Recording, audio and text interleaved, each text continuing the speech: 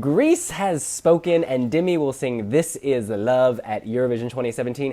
We need to discuss if it really is love.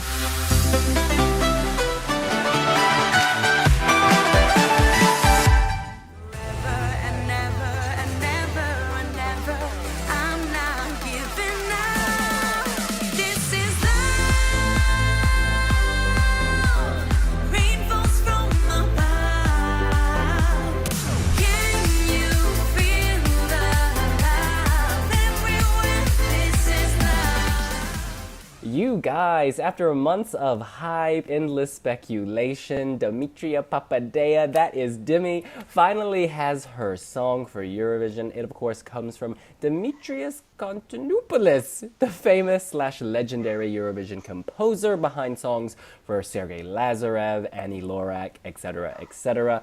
Chris, what's your impression of her song? I think the obvious elephant in the room is it's not as good as Sergei Lazarev or Annie Lorak or My Number One or any of these songs that Demetrius has worked on before. But saying that, I don't mind it.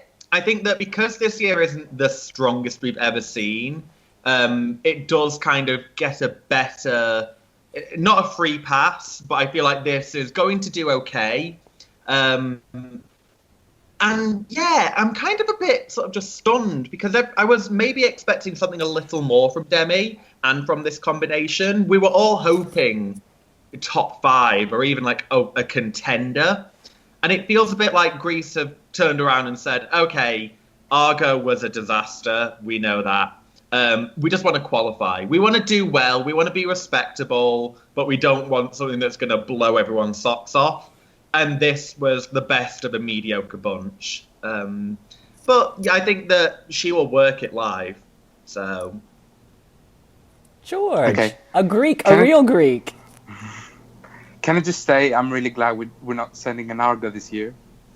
And we're actually sending something decent. Obviously, This Is Love was the best of the songs, of the 3 songs. Angel didn't really work for me. No. And the other thing, I don't even remember the name, was a ballad, but I don't think it would be a wise choice to send a ballad in a year full of ballads. That's the advantage I think This Is Love has over all the other songs on its semi-final. There are many ballads, so it really stands out in a way. And okay, I can say I'm not really disappointed because, yeah, of course, it's the same person writing the songs as last year with Russia, with Sergei, but I mean, it's not the same budget, so he didn't have all the money to create something as amazing and astonishing as Sergei. And it will be the same with the performance, but I think it will work much, much, much better live because Fokas, of course, is going to create something amazing for all of Europe to watch and enjoy it. It will be, I mean, if you watch everything Fokas has staged, it's a work of art on its own, along the song. So, yeah, I think it's going to do well. I don't know if it will be a top 10 entry, but Greece is really going back to the final, and it's going back to the final to stay. Absolutely. This is a clear qualifier. For the reasons you point out, it stands out. It is one of those songs you hear it and it grabs your attention. It's very interesting because I wanted to see how it would build when it first started. I think in this competition, the other 2 songs just existed to make this one look better. Because for me, there was no competition. This was the clear winner. Even the music video looked more complete and more, there was more thought put into it. It almost seems like they might want to translate parts of the video to the stage in a way, the pops of red, who knows. I just think it sounds contemporary. The production is kind of trying to ride a contemporary trend. Yeah, I think that in any other year I would be really negative, but because this is, in my opinion, a rather weak year for Eurovision, this does stand out. And I think that she will slay live, Chris, as you said, because this song could come alive live. It lends itself well to that if it gets the right staging. Well, it will get the right staging. It will get the right staging.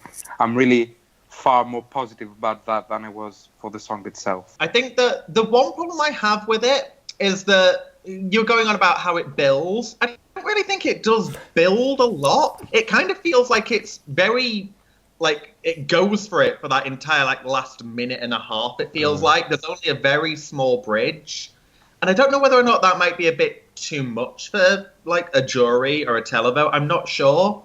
It kind of feels like I wanted a key. I know it's the most cliche Eurovision thing, but I'd have loved a key change or something in there. And I think for a song like this, it's appropriate to have a key change. Yeah, exactly. And she had it in the third one, the When Message or whatever it was called. When Tomorrow Comes Around. That's it. Yeah, she had it When in the that. morning comes around. Oh, very memorable song, clearly. And I thought it worked then. I would have loved it. And Demi will be able to do a key change if you asked her to. So, yeah, I feel like that might have made it a bit more Eurovision appropriate, which sounds like a weird thing to say when it's like Dimitris Konstantinopoulos, whatever you say his last name, it's one of his songs. Yeah, I like it. I do like it. But I just wanted more.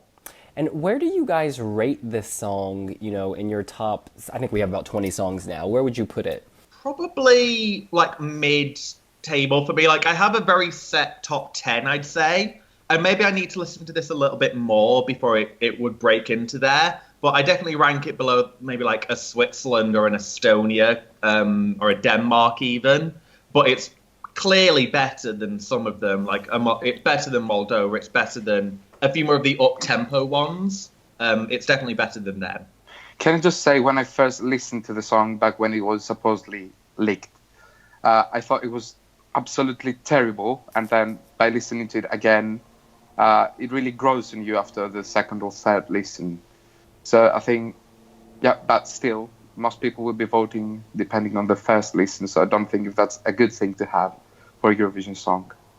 And George, where do you rate the song among your 20? Well, I really don't know if I can be objective with that, but I think it's probably somewhere in my top 10. Okay.